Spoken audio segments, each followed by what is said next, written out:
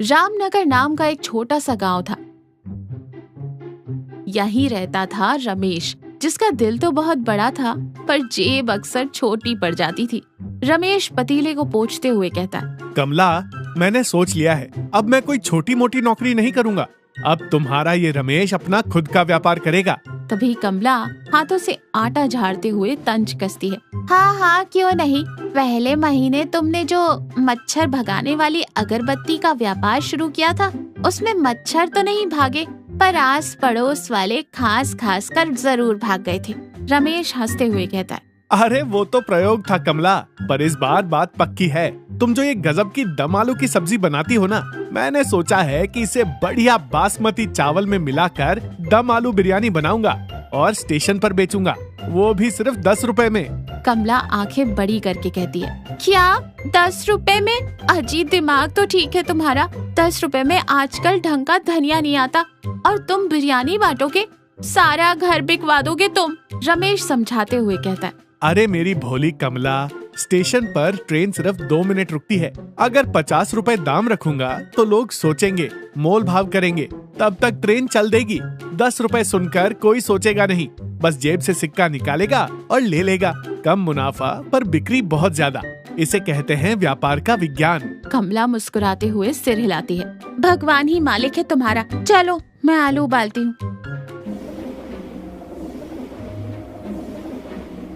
किशोर अपनी चाय की टपरी पर कप धो रहा है। रमेश एक हाथ में बड़ा पतीला और दूसरे हाथों में पत्तों वाले दोने लेकर आता है। प्लेटफॉर्म पर कोई भीड़ नहीं, बस 2-3 लोग दूर दूर बैठे हैं। किशोर रमेश को देखकर जोर से हंसता है। अरे रमेश बाबू, आज ये क्या तोप उठा लाए? अब क्या स्टेशन पर भंडारा करने का इरादा है? भंडारा नहीं किशोर भाई, व्यापार। रमेश की स्पेशल दम आलू बिरयानी, दाम सिर्फ 10 रुपए। किशोर चाय छानते हुए ताना मारते हुए कहता है, भाई मेरे, ये रेलवे स्टेशन है। यहाँ लोग 10 रुपए का समोसा लेकर अंदर से सिर्फ आलू खाते हैं और पपड़ी फेंक देते हैं, तो 10 रुपए में बिरयानी देगा? रेलवे वाले कहीं तुझ पर अलग से टैक्स ना लगा दें। तभी एक पैसेंजर ट्रेन सीटी मारते हुए आती है।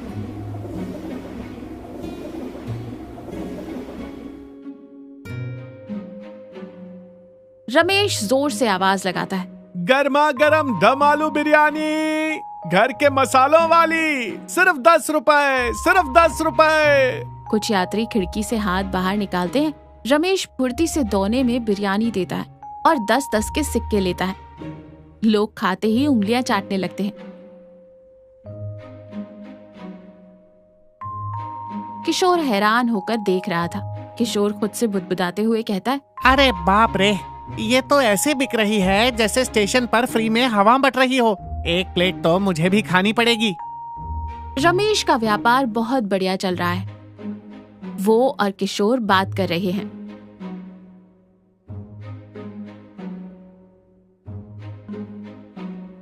तभी एक एक्सप्रेस ट्रेन रुकती है।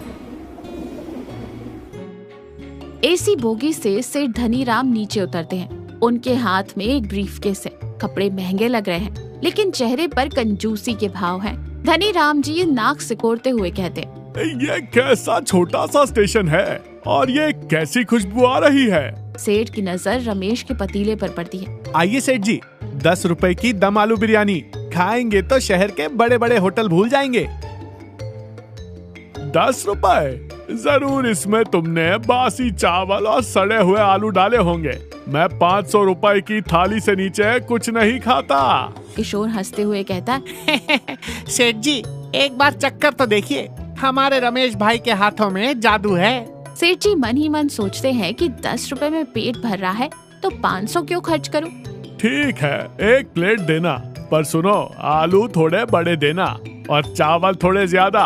और हाँ, 10 रुपए में मुझे 1 चम्मच भी फ्री चाहिए। रमेश मुस्कुराकर उन्हें 1 प्लेट देता है। सेठ जी खाने लगते हैं। पहली ही बाइट में उनकी आंखें बड़ी हो जाती हैं। वो गप्पा गप खाने लगते हैं। अरे वाह, ऐसा स्वाद तो मैंने सालों से नहीं चखा। वो खाने के बाद 10 रुपए के छुट्टे ढूंढने में इतना मगन हो जाते हैं कि ट्रेन सीटी मारकर चली जाती है और उन्हें पता ही नहीं चलता। सेठ धनीराम घबराकर ट्रेन के पीछे भागने का नाटक करते हैं। अरे अरे, मेरी ट्रेन, मेरा लैपटॉप, मेरा फर्स्ट क्लास का टिकट, अरे रुक जाओ। किशोर हंसने लगता है। सेठ जी, 10 रुपए का छुट्टा ढूंढने के चक्कर में आपने 10,000 का नुकसान कर लिया। ट्रेन कोई आपकी मौसी की लड़की है जो आपके लिए इंतजार करेगी। सेठ धनीराम गुस्से में रमेश पर भड़क पड़ते हैं। तुम्हारी इस मनहूस बिरयानी के चक्कर में मेरी ट्रेन छूट गई। अब मैं क्या करूंगा यहाँ इस जंगल में। स्टेशन पर सन्नाटा है। सेठ धनीराम बेंच पर उदास और भूखे बैठे हैं। उन्हें मच्छरों ने भी परेशान कर रखा है। उनका सारा घमंड टूट चुका है। तभी रमेश एक लालटेन, एक साफ चटाई और हाथ में एक ढका हुआ बर्तन लेकर आता है। पीछे पीछे किशोर भी है। सेठ जी, अगली ट्रेन तो अब सुबह 7 बजे ही आएगी। ये लीजिए, मैंने चटाई बिछा दी है और ये आपके लिए घर से गर्मा गर्म खाना लाया हूँ।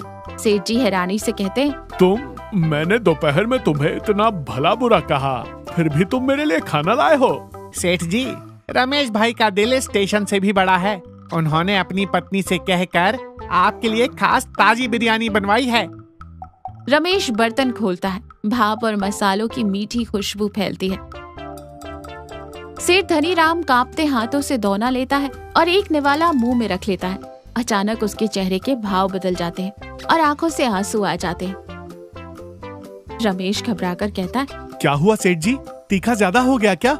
मैं पानी लाता हूँ। सेठ जी आंसू पोंछते हुए भावुक होकर कहते, नहीं रमेश, तीखा नहीं है। ये बिल्कुल वैसा ही स्वाद है जैसा मेरी माँ बचपन में मेरे लिए बनाती थी। शहर की उस बड़ी सी कोठी में पैसे तो बहुत आ गए, लेकिन सुकून से बैठकर किसी ने प्यार से खाना खिलाया हो, ऐसा बरसों बाद हुआ है।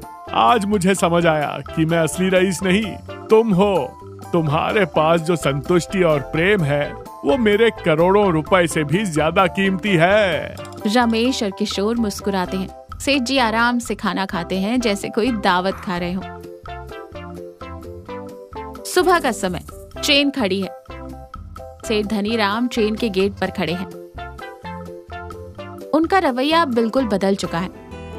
रमेश भाई, मैं शहर में एक बहुत बड़ा रेस्टोरेंट खोल रहा हूँ। मैं चाहता हूँ तुम वहाँ आकर काम करो। जो चाहोगे वो पगार दूंगा। तुम्हें यहाँ से 10-10 रुपए इकट्ठे नहीं करने पड़ेंगे। रमेश हाथ जोड़कर बहुत ही शालीनता से कहता है, सेठ जी, आपकी इस इज्जत के लिए बहुत बहुत धन्यवाद, पर मेरा मन तो इसी छोटे से रामनगर में बसता है। जब यहाँ से थके हारे यात्री मेरी 10 रुपए की बिरयानी खाकर मुस्कुराते हुए मुझे दुआएं देते हैं ना, तो मुझे लगता है जैसे मैं दुनिया का सबसे बड़ा अमीर आदमी हूँ। मेरी कमला और मेरा ये किशोर भाई, यही मेरी दुनिया है। कमला जो सुबह सुबह टिफिन लेकर आई है, वो मुस्कुरा कर कहती है, बिल्कुल सही कहा।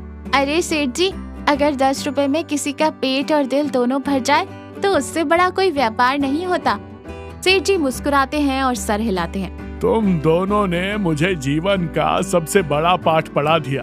मैं जब भी इस रास्ते से गुजरूंगा तुम्हारी 10 रुपए वाली दम आलू बिरयानी खाने जरूर उतरूंगा। ट्रेन सीटी बजाती है और चल पड़ती है। रमेश, कमला और किशोर हाथ हिलाकर सेठ जी को विदा करते हैं। तीनों के चेहरे पर एक संतुष्ट और प्यारी मुस्कान है। तो देखा, पैसा और व्यापार इंसान की जरूरत पूरी कर सकते हैं, लेकिन जीवन में असली खुशी प्रेम और इंसानियत से मिलती है। जो काम दूसरों को खुशी दे और जिसे आप ईमानदारी से कर सके, वही दुनिया का सबसे बड़ा और सुकून देने वाला काम है।